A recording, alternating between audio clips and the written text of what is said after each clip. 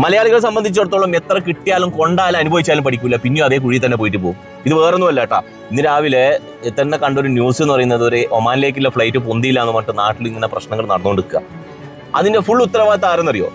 ആ ടിക്കറ്റ് എടുത്തവരാണ്. എടോ, ആ ഫ്ലൈറ്റിനെ കുറിച്ചിട്ട് നമ്മൾ കേൾക്കുന്നതല്ലേ വാർത്ത. പിന്നെയും നമ്മൾ ഇതിൽ തന്നെ പോയിട്ട് ടിക്കറ്റ് എടുക്കുക, പിന്നെയും അതിൽ ഫ്ലൈറ്റ് പൊന്തിയില്ല എന്ന് പറഞ്ഞിട്ട് നെഞ്ചത്തടിച്ച് കരഞ്ഞതിനെ കൊണ്ട് എന്ത് കാര്യമുള്ളത്?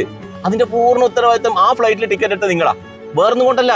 അത് ക്യാൻസൽ ആകുന്ന വീഡിയോ നമ്മൾ കാണുന്നുണ്ട്, ഫ്ലൈറ്റിന്റെ ഉള്ളിൽ കയറി ഇരുന്നിട്ട് ഇറക്കി വിടുന്ന വീഡിയോ നമ്മൾ കാണുന്നുണ്ട്, പല തരത്തിലുള്ള ബുദ്ധിമുട്ടിക്കുന്ന വീഡിയോസ് നമ്മൾ കാണുന്നുണ്ട്. പിന്നെ അതിൽ തന്നെ പോയിട്ട് ടിക്കറ്റ് എടുക്കുക, പിന്നെ അത് പൊന്തിയില്ല എന്ന് പറഞ്ഞിട്ട് അവിടുത്തെ സ്റ്റാഫിനെ പോയിട്ട് തെറി വിളിക്കുക, ചീത്ത പറയുക, വഴക്ക് പറയുക.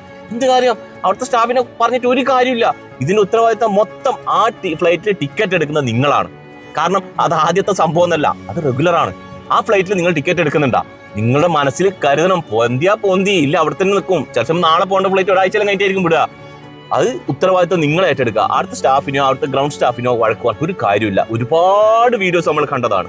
അതാ പറഞ്ഞ മലയാളി എത്ര അനുഭവിച്ചാലും 500 രൂപ ലാഭത്തിന് പോയിട്ട് വീലോ 15,000 രൂപ നഷ്ടത്തിന്. ഇനിയെങ്കിലും ഒന്ന് പഠിക്കും. നമ്മൾ അനുഭവത്തിലൂടെ പഠിച്ചു കഴിഞ്ഞാണ്ടല്ലേ നമ്മൾ മാറാൻ പഠിക്കാൻ ശ്രമിക്കണം.